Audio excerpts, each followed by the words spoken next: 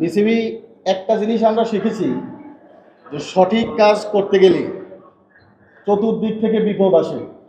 কি বিপদ?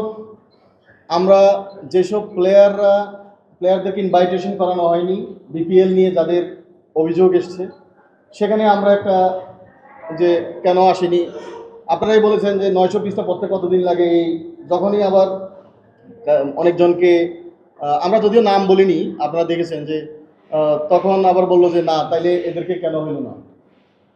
আবার শুধু প্লেয়ার কেন, এখানে অফিসিয়াল এবং অন্যান্য লোক যারা এই ক্রিকেটের সাথে জড়িত, ইভেন জার্নালিস্ট সহ, তাদেরকে যখন বলা হলো যে আমাদের অ্যালেক্স মার্শাল টিম যে তারা নট ইনভাইটেড, তখন দেখা গেল যে আরেকটা হিকাপ। সো আমরা শিখছি যে এই কাজ, যে কাজটা কেউ কোনোদিন করেনি, বিপিএল আজকে এতদিন কেউ কোনোদিন অ্যাকশনে যায়নি।